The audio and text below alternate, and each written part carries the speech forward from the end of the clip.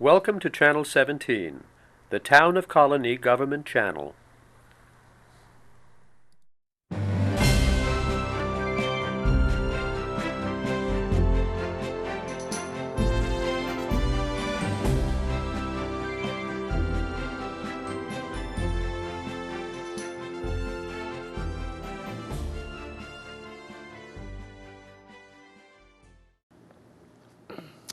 Hello and welcome to Getting to Know You.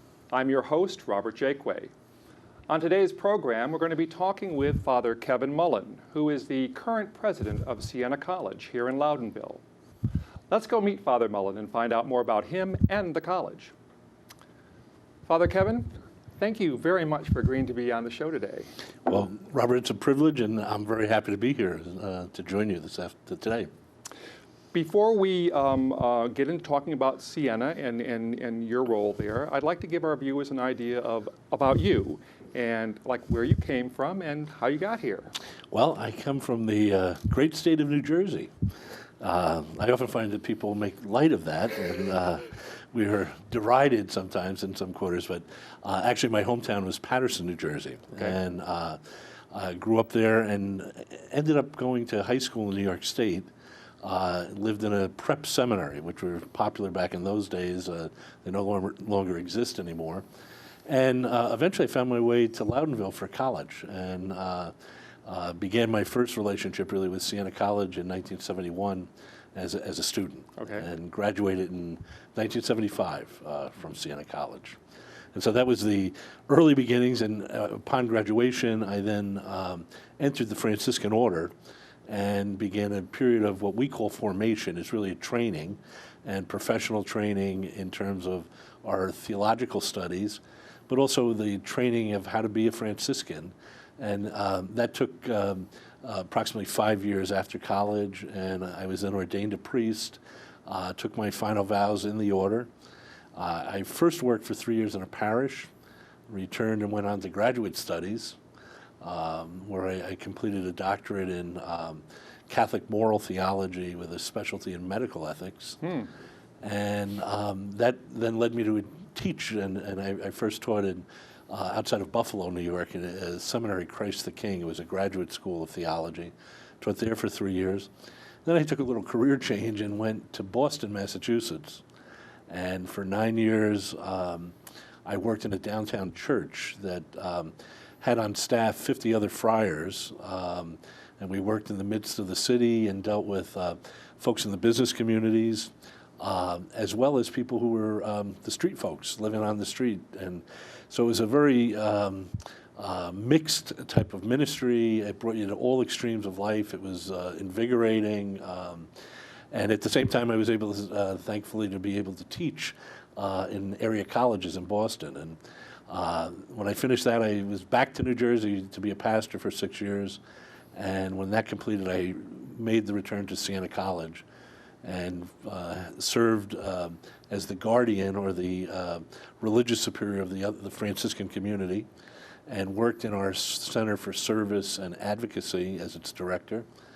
And then just this past year was named president of Siena. And congratulations. Thank you very much. You really do have a remarkable career path, and you covered a lot of territory. Well, certainly on the East Coast, I've lived in a number of spots, yeah. What drew you to the Franciscan order? Well, it starts right in my childhood, quite honestly, that I grew up in a parish church that was staffed by Franciscans. And my family had a close relationship with the friars. My father was also a graduate of St. Bonaventure University, right, which was staffed by the Franciscan friars. So there was that kind of familial connection. But I think what really attracted me to the friars was a sense of watching how they operated. And I used to watch them that I always found them happy, I found them optimistic, and I always was inspired how they helped people. And it was something I felt very attracted to do. I like to say neat people. Yeah, they were absolutely. Yeah, absolutely. That's exactly right. That's how it was. It has an attraction. I know it is great. So you're here now at Siena, and you're the president of the college. And what does that mean? I'm going to play dumb here. Well, I play dumb every day. actually, it can help a great deal. Probably can. It can help a great deal. No, I think as the president, I really have a privileged role that I get to represent an institution now that has been in existence for 70 years, that is vital. It has a proud heritage. It's got a great mission. And I have the great privilege of being able to go in public and to speak about Siena College. I have the privilege of being inside the college, of reminding folks about the mission, and of trying to challenge them to live that mission. And I have to say, in my brief tenure, I have met with nothing but cooperation. We have a tremendous faculty, great student body, great administrators, and a great alumni support, particularly in the Capital District. And so everywhere I go, it's to talk about Siena. And I'm very proud to do that, and I feel honored to have that opportunity. So we're talking about it starting in 1937, right? Around that. That's correct. That's right. And was it established by friars? Yes, there were 9 friars, actually 7 who initially came, and then they were joined soon after by 2 others. And they came at the invitation of the Bishop of Albany, who knew of their work at St. Bonaventure's. So originally, we were very much connected at the hip to St. Bonaventure's. Okay. And not so much that we were a branch college, but that they knew the work that the friars had done, and the bishop wanted a similar school here in Albany. And it's right as the country is coming out of the Depression. So it's a fascinating story to stop and think that as the country is still caught in the midst of the Depression, these friars came optimistically and said they were going to start a college. And they took great risks, they got great challenge, but they had great faith, and they had great support also from folks in the area. And to stop and think of its humble beginnings in a farmhouse, and to see the campus today and how it has developed and the number of students, it really is a remarkable story for 70 years. What did they focus on back then? I mean, what was the attraction to the college? Well, it's interesting you ask that, because it's basically the same thing we're focusing on today, that they came with the intent to open a liberal arts college, and that they really believed that it was through the lens of liberal arts that they would share education for, at that time it was limited to men, so it was for young men. Okay. And they recognized the importance right away of business and of science, but they wanted to teach that through the lens of the liberal arts. And then they felt that as Franciscans, they had something to offer in terms of the values of St. Francis, and that they were Roman Catholic, and they operated out of that faith tradition. Right from the beginning, it was open to people of all denominations, all faiths. There was no hesitancy on that. But the friars then were very clear about what the college was about. And I'm very proud to say today, even though we were much more pluralistic and diverse, we're very clear about who we are today. We're still a liberal arts college that celebrates this Franciscan and Catholic tradition. It's interesting. I'm trying to do some comparison in my mind, and I know when I was looking for schools, I went to Hobart, and I believe it has an Anglican base anyway. And it appeared to me at that point in time that chapel would be a part of the curriculum or the day-to-day business. Is that so here? At the beginnings of Siena, it certainly would have been, but it is no longer a case today. We do have a college chapel. We have a college chaplain. We have the friars that are involved in the classroom and in the administration. We invite folks in for our prayer. We have regular religious services that a good percentage of our students will participate in. But chapel is not a requirement, okay, but it certainly is by invitation. It's something that we try and do regularly with the students, and to show them that the spiritual side of our lives is something that we celebrate and we welcome people into, recognizing that there's a diversity, too, of our students that come from different religious traditions, and that sometimes you see students, even faculty, stand for a while and watch what takes place. And then they kind of take that first step in. Because it's cool. It's finally cool to do, right? Yeah. Nobody's going to hurt you, and you're going to come out okay. But the whole philosophy is really to sort of I'm not sure to say infiltrate, to add to the mix this whole spiritual, absolutely, as being a human being. And following St. Francis's precepts. Absolutely, and we see it really as kind of completing a holistic view of the human person. That as we celebrate, say, our physical existence and our intellectual life and our emotional life and try and have a balance there, we would say equally to have a balance in your spiritual life.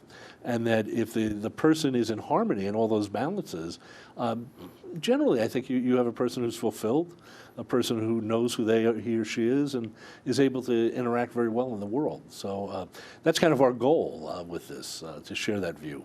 So as the mission goes, you really are seeking to embody the vision and values of St. Francis, Absolutely. as well as other things. As well as other things, and to do it in a very high professional manner, so that this is not just a finishing school, this isn't just about good manners or things.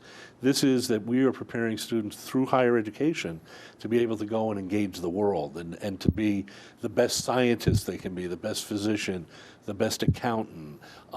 Particularly, I think today we see in the world of business the need for ethics. And sadly to say, there's examples in our recent history where folks have forgotten that perspective. Right. And we see a school like ourselves, and particularly through our business school, of trying to offer a perspective that is based in ethics and based in the value of persons, and not to exploit people, not to use people, but to respect that dignity. And I think also at the same time be successful. It doesn't mean that you have to hang your brains up on the door if you try and enter into this. So ours is a value-laden education. Now, when let's say when I think of, or when many think of St. Francis, you think of someone who is selfless and someone who, I mean, the famous prayer, you know, rather than look for it for yourself, you want to, you know, in essence, give it to others or pray for it for others. And so the whole idea is selfishness or selflessness. I was going to say, is selflessness selfish? But is it in contradiction with the world we're living in? I mean, as far as business and all that. I think, quite honestly, Francis's perspective is a healthy corrective to the world we live in at times, where I think folks have put projects before people. And sad to say, even to go back to that old line from the movies, and I believe in the mid-1980s, Wall Street, when the character stands up in the movie and says, "Greed is good." We would counter that view and say, greed is excessive. That's why it's a vice. And in the old classical tradition, Right. It moves to the excess. And I think what our educational process at Siena would do is try and help people see the balance again in the median. And so I wouldn't be concerned of trying to share with people to put themselves down or Right. to deny themselves, but rather to be fully alive. And I think you're fully alive when you're in relationship and helping other folks and doing service and outreach to build up the community. And these are the things that I think fulfill one's life. And as the old saying goes, you can't take it with you. And so this is a way, I think, as you look down the road to say, as a young person, how will I have a meaningful life? It is by a life of service, it's by a life of building up community and forming relationship, as well as being highly professional. It's interesting too. I mean, the idea of service, and you know, Rotary has as one of its bylines, you know, to serve, you know, and service above self, and so you know. I guess it's a wonderful way to be, and it's nice to hear that this is what's being sort of offered. I think, you know, and Siena's not alone in this, you know, and I need to say that there's many folks in higher education that are undertaking the same type of process, and many of our students, interestingly enough, come to us from high schools where they have been formed in community service. They've come from religious backgrounds in their churches and parishes where this has been a part of their growing up experience. So one of the new things I notice on the horizon is that young people they have a background in this. Perhaps it's different than when I was going to school. What we need to do now is tap that and to show how their profession can connect to it. And I think that's a contribution we can make. There were always the tradition in the classical professions that you did pro bono work just for the good of another.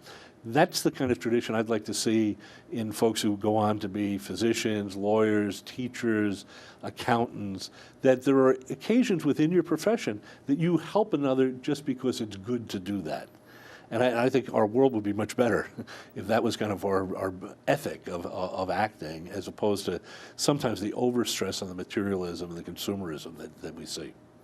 I've run across quite a few alumni in the area, people who actually live here, have gone there, and are now in the community, and they certainly seem to embody this as well. They really do. I mean, it's a great feature to see in this capital district, and I'd be embarrassed to try and list the names of folks who, in religious, civic, political life, have given of themselves for the communities that they form, and I'm always proud to see when that person is associated with Siena, and they not only set a great example for us, they also give our students a great network.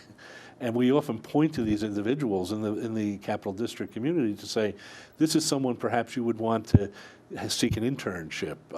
This would be a possible mentor to help guide you and to watch how this person has done it.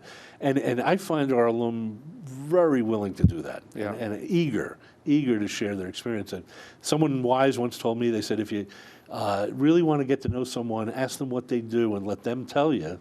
And if they really like the task, they're gonna bring you into it, and right. that happens. There seems, I mean, I'm sure a lot of schools have this, but there seems to be an incredible devotion to the college.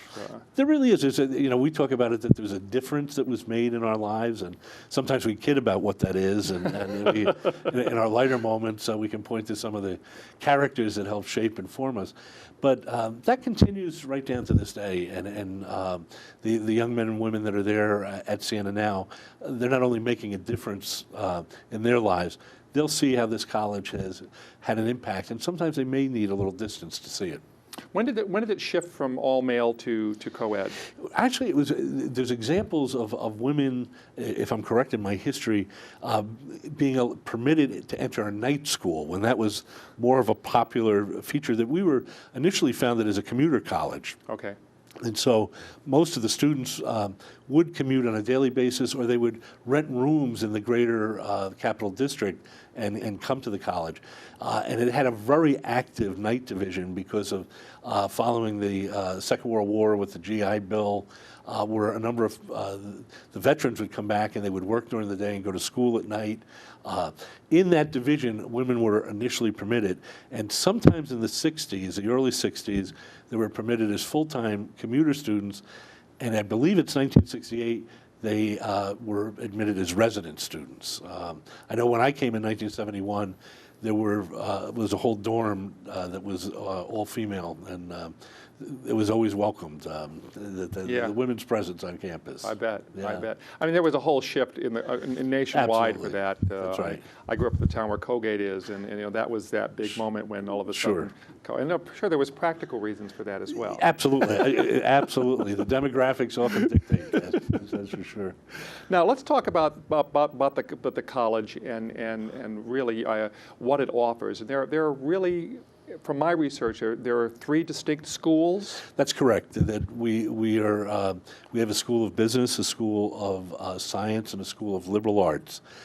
We offer the bachelor's degree in each one of those schools. We, in the past, had offered a master's degree for a time through the School of Business and also within the School of Liberal Arts. Occasionally we have the conversation, should we restart some of those programs, and that's a campus-wide conversation. So it's one that principally comes from the faculty, and it needs to be initiated there because the faculty is at the heart of the college and in terms of its academic direction. So I'm in conversation at times with different members of the faculty that would like to see us in 1 or 2 areas begin to expand our offerings.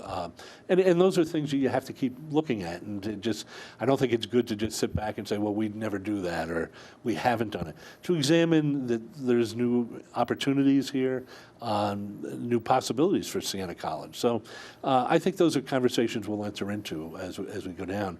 But we do not have any intention of trying to offer other schools or bring in other disciplines. Right. We feel that within our arrangement, that we are able now to meet our mission, and we are able to provide high quality education in those areas, and that's what we do. Is it pretty well spread out, or do you have a higher concentration in business? Because Siena and business seem to all go together. There is a higher concentration, but it's slight right now, and sometimes it fluctuates class to class in terms of what students are interested in.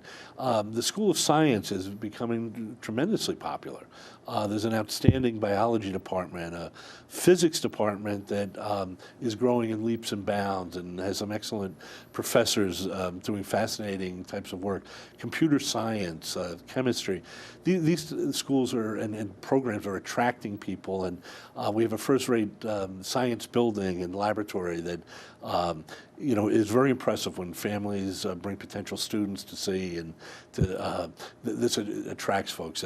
As does the business school, and they've just achieved in the past 2 years an international accreditation that sets them apart from some other schools and also challenges us to keep a very high level standard of our business education and its programs. We're very proud in the area of finance that we have an active trading room that students are exposed to the same types of things they will meet in any house on Wall Street, and they become very attractive to potential employers because of that type of background.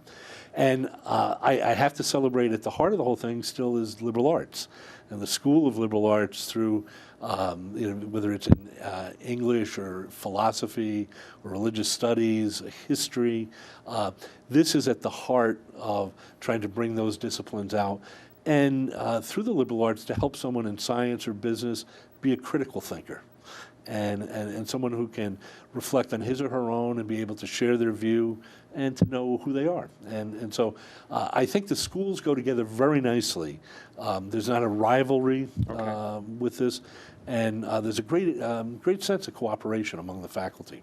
Now, when one goes, I mean, if you're going to business, it's clear what you're going in for. But in science, I would imagine a lot of it could be a stepping stone to a further pursuit, like medicine or whatever have you. Correct. Right. And liberal arts, is it just the formulation of oneself to decide where they want to go, or kind of dabble in a variety of things? Well, you'll find a number of students coming out. We have a very active pre-law program and a political science program that houses that. We will graduate a number of students that immediately want to go to law school. And they're admitted at some of the finest law schools in the country. They participate in a program that is unique in the country in the summer, that they have an internship in Washington as undergraduates and are able to intern and to learn the operations of the law from the inside. And it makes them very attractive to potential graduate schools. So those types of folks will go on. I would say a majority of our liberal arts majors end up in graduate school, and that they are teachers. And then, interesting enough, we see in the business field that, say here in the Capital District in Tech Valley, that it would be some of these folks in the liberal arts who eventually might become personnel managers. They may be the folks who have that broader background and formation in terms of human relations that are necessary to help complement the technological development. So I think, as many folks have mentioned to me from the business community, if you can provide graduates who can read and write and talk in public, that's the type of person I want to hire. Yeah. And oftentimes that's your liberal arts graduate, along with your business and your science graduate. But there's a particular emphasis, I think, in the liberal arts on that. I just sense there's such a fast track thinking in younger people's mind that they want to become successful right away. And 4 years of liberal arts and then going on to graduate school and all that stuff just seems like a forever thing. And so I'm really impressed by the student who can, first of all, afford it and is willing to take that time. And of course, we all discover ourselves and may cut it short or whatever have you. But I think the challenges of today's need to be successful and make money are great. It certainly is, and as you know from the cost of higher education in a private institution such as Siena, many of the students will graduate with substantial loans. Yeah. and that they've made great sacrifices for their education, and so that next level of education, they need to be fairly sure, confident, and well prepared so that they can move through that. And once again, I'm proud of the record that we've done with our graduates that tells us, and the feedback we get, and we continually survey this for our own improvement. We take the good news and some bad news when it doesn't work, and try and understand why, what went wrong, and how can we improve that. But that's all part of, I think, trying to be a first-rate institution, that you constantly examine your best practices and correct those that are not, and try and bring them up to standard. Now, a college doesn't just offer courses and a path to a career. There's other things in college life. That's the way we sort of learn to interact and we grow. And so I know the sports, the athletics in Siena. I mean, it's the name of the game here. Yeah, but we hope that it stays that way. Now, we're very proud of what we do with our athletic program, and I think people in the Capital District know our men and women's basketball program is kind of the premier in our school. And they're celebrated, and they should be celebrated. Both programs have developed fine student athletes, and we've put the bar pretty high for ourselves to try and compete on levels beyond that may look our abilities, and we've been very fortunate in that realm. But our athletics is broader than just the basketball, and that we compete in a number of NCAA sports and have great participation by students. And something else that I think is important, we have intramural sports that need to be talked on, that the students here that come to Siena have the opportunity to play in some great facilities, to be part of a sports program, just good health and fitness types of things that their lives have that balance, and that's something I like to celebrate with them also, to keep that. And then beyond athletics, I think there's the fine arts. Well, I was going to ask you about the fine arts. Yeah, it's something that increasingly is important, I believe, and it's come into our consciousness as a college as significant and important to see students enter into drama or in terms of musical performance. We just had one of the medieval plays put on several weeks back, and it was spectacular to see the acting of these young students entering in, taking a medieval mystery play and having to adopt an accent that was different than what they would have been accustomed to speak their own language of English in a different manner with a whole different nuance, but communicate beautifully the meaning of the mystery play that they were trying to do. And they worked hard on that, and it was student-led, and they have certainly great guidance by the faculty in this, but that's something you want to see more and more of. We have a first-rate television studio. Oh, do you? And yeah, absolutely beautiful visual, video types of, and we have a new minor in communications with this, with our radio and visual, the television studio, and students are producing their own television shows, and we're trying to untap really what is a lot of creative energy to say, how will we use this, and what is the best way for Siena to make this available? Our radio station, WVCR, is able to reach over 80,000 listeners every day. That's impressive. And it really is very well done, and students get the exposure to this. So this whole area, I think, is another rounding off of the classroom type of experience for folks. The student life division that we have that works with a lot of the programming for students provides great informative types of lectures, bringing national speakers in, but they also wrestle with some of the questions of life. How do you form relationships? What happens when relationships go wrong? How do I deal with health issues? What about when I'm not getting on with my roommate and things? There's programs for all of this and great support for people.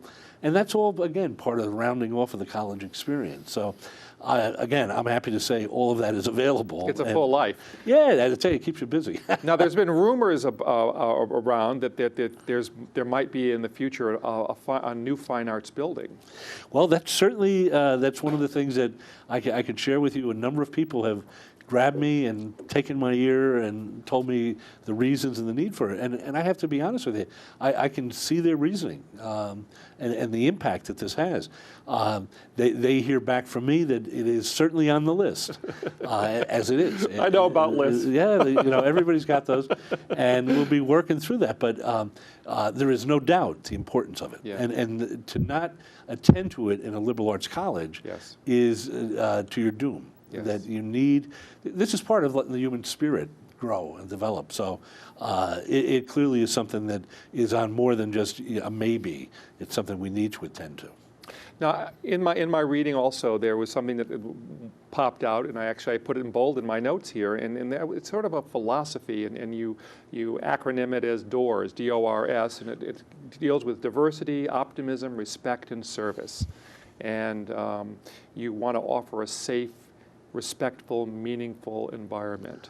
When you talk about diversity, what does that encompass? Well, I suspect everybody has their own definition of what is a diverse community and where it should be located. I like to approach diversity that it has to do with human beings first and foremost, and that they come in all shapes, sizes, backgrounds, ethnic makeups, religious backgrounds, racial mix. I start with the human person and would say you need to start there. But I hope that our community that we gather at Siena and we work at this reflects the diversity of the community we form in our nation. And I think in order for us to have graduates who can effectively be global leaders in this world, they need to come out of diverse backgrounds and have exposure to that diverse population. It is a challenge for us as a private college at times to be able to welcome folks that may have fiscal challenges and not able to afford our tuition. And we have programs to try and make that happen. And that we see as part of our Franciscan mission equally, that we have an obligation to those who are in need economically to reach out and to try and open the doors so that they can be included. We try and reach out to diverse racial groups and religious groups and ethnic groups. And there's, all our literature goes out, and our admissions folks go out and speak regularly in a variety of different backgrounds. And you're never sure how this is going to come back to you. Mm-hmm. I like to challenge our staffs to have a big net theory and to throw it wide and broad. We have been a little complacent in terms of that Siena is well known in the Capital District, and it is. It needs to be well known in New York State. It needs to be well known in the Northeast. It needs to be well known on the whole East Coast. And so I'd like to see our net a little bit broader, and to try and bring in more folks. And I think that with this program, this DOORS, as you mentioned, that because we have diversity, optimism, respect, and service, we are well suited to bring together folks of these different backgrounds and to help them to experience that, yes, we can live, as Francis taught us, as brother and sister. We can live as one. That's great. I mean, so everyone should feel welcome. Absolutely, absolutely. And that's safe. That's a hallmark, I think, of being Franciscan. Yeah. That the door is open and that you want to have that welcome for folks. Yeah. Well, Father Kevin, we're at the close of the program, or getting close to it, and one of the things I wanted to, I guess this is something that stuck out too, because I really, Francis has always been a model that I've tried to live up to, and one of the things I may not have understood until I read the stuff today was that, in a search for God, Francis really is espousing a personal God, that and this is I think this is a wonderful thing to be able to put forth. Absolutely. Because I think it's a real struggle. In a variety of venues I have, that the search for a higher power or spiritual being or God is often confused with something that is very rigid and very set. That's so adding the personal quality to it, I think, is a real... I think you look in history, and certainly Francis is known as this, and the movement that he inspired, of being people that respect, first of all, other people. And I don't think you can take your faith, your image of God, whatever it may be, and ram that down someone else's experience and be disrespectful of it. I think you have to meet them as he did, as equals. And once somebody knows that, yeah, I'm talking to someone who respects me, they're much more open to hear what you have to say. And they're going to listen. They may not agree, but they're going to be open, and you can be respectful and open. And there's really, for the world, no better model of this than Francis, who in his own lifetime traveled during the height of the Crusades, when the war between Christians and Islam was at its height and there was atrocity on both sides of this question. Francis travels and speaks to the Sultan, who was leading the Islamic community, and he came without weapons. He came with respect, and that the Sultan was so impressed that he gave him free passage throughout the holy places to visit, and basically said, if others of your faith lived it like you, there would be no conflict. And I still believe that that's true. And so that's one of the perspectives we share with students of all diverse backgrounds. Right. That's why I think we're well suited as a college, as a Franciscan and Catholic institution, to embrace the future. Before we sign off, is there anything that I've missed that you'd like to bring forward, or no, just recap anything? I think you've done an excellent job, kind of having me share the story of Siena, and if there's anything I'd be happy to say to our neighbors is that we as a college want to be good neighbors in the community, and I think your show is well known in the community, and people get to see folks, and that's why I'm very happy to be part of this, to share the story of Siena, and that we exist to build up that community too locally. And so that whatever ways we can be of help or service, please let me know. And if people want to find out even a little bit more, although you've done a wonderful job here, you really put it all together, you do have a web page. That's correct. We do. And we'll put that web page up so that people want to explore on their own. That would be most appreciated. That certainly would, Robert. Any way you can get the word out, we appreciate. Well, Father Kevin, thank you again for being a guest. Thank you. It's been my privilege. And thank you for joining me on Getting to Know You. I hope you enjoy meeting our guest today. I sure did. And we'll see you next time. Until then, have a good one.